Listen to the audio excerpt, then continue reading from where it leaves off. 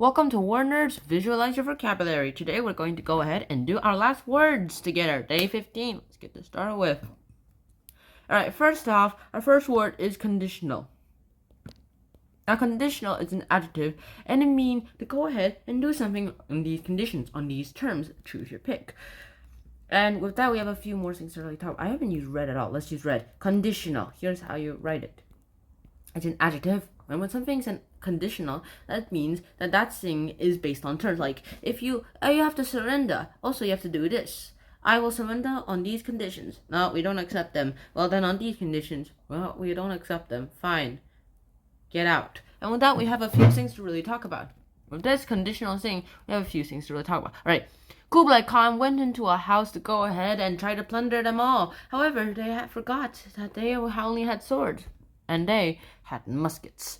Didn't Kublai Khan ever heard of don't bring a sword to a gunfight? They're gonna make his army leave until Kublai Khan finishes all the chores and the dishes. And he's like, I don't want to get shot. As soon as he sheathes the sword, they're gonna shoot him. Boom.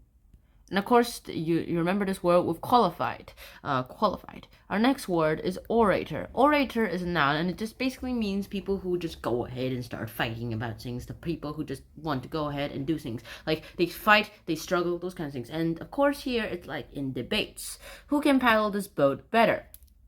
In this case, these two oars are going ahead and paddle and talking about who can paddle this boat better. And of course, this is something sort of like a lecture, except instead of the lecture, you go ahead and fight about it with words. And you remember this with or, at, or. Alright, that's it. Alright, on to the next word. Our next word is amicable. Amicable is a synonym to agreeable, and because it's agreeable, it just basically means you feel better. Like when I am agreeable with my mom, we are both cooperative. However, when we are both not unagreeable, well, we are uncooperative and we do things that we kind of regret. And of course, with this, we remember this with hammock able. Now, the hammock is a very big magical device, according to this person, because once you go ahead and go into a hammock and you decide to just relax, it just makes you relax. A grumpy person just needs a hammock able to go ahead and become ungrumpy. Alright, our next word is inveigle. Inveigle is a verb, and it just basically means to go ahead and in Korean we call it 고쇼와, but in English it just basically means to lure someone in. Like there's this little bait and you're 고쇼ing them. 고쇼.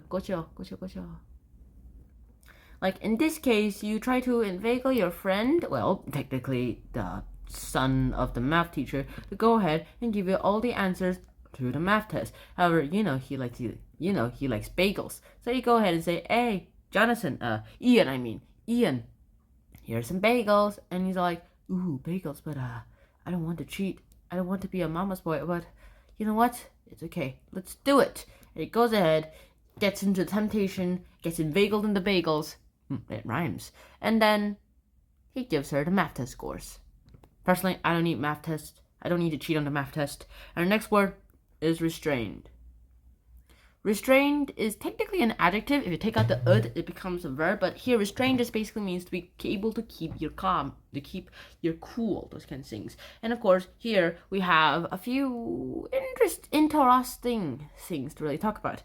Restrained is your remembering word here because, well, hey, so you restrain her into a place and you start training her about rest. And ever since you've done that, she has had highly unusual amounts of rest and calm and cool. She's like, yes, sir, yes. Something like Agent 6 who had all that emotion put in his voice. Something more like a robot, what do you say? And she's always hyper, and when something little happens, she overreacts about it. So you go ahead and start teaching her about rest. Alright, our next word is gloat. Gloat is a verb, and it basically means to go ahead and say you won, like you cheer that you won, those kind of things. And of course, the goat has gloating. Hey! And with that, we have a few more things to really talk about. Okay, next up we have you remember this with the goat. The goat is not a really good winner because he is gloating too much about it while his opponent is licking his wounds. I mean, look at him. His horn's literally taken off. Alright.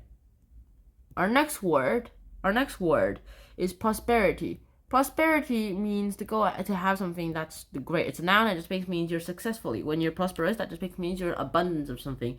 And of course here, it's wasp, parrot, tree. So the wasp and the parrot have an abundance of golf clubs. However, they keep seeming to fling them away from where they really wanted to go. So they're gonna take a while to actually do it right. Right, our next word is revere. Now, when someone's revered, that just basically means that person is going ahead and being praised by pretty much everyone. Well, at least the people who are revering him. And of course, you remember this word with Paul Revere. You know, his like famous midnight ride where he goes ahead and says, 1 by land, 2 by sea. And he does the 2 lanterns by sea thing. And of course, then this whole town called himself Revere Town in honor of Paul Revere because they revere him.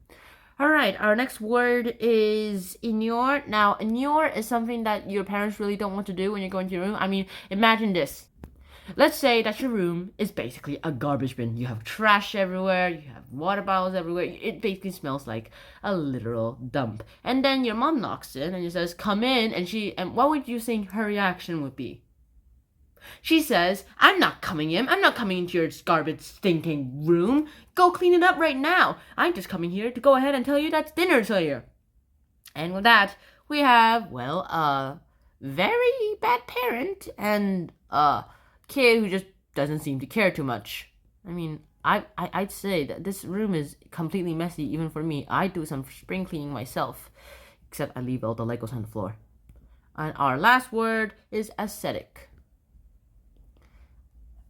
Aesthetic just basically means something that's very artful, when something's that's really great, and those kind of things. And of course, remember this word with athletic. Now she's really aesthetic in her athletic. She does splendid performances with all her athletics. I mean, look at this girl. She's literally bending, and she's literally kissing her own feet, which just doesn't make a lot of sense.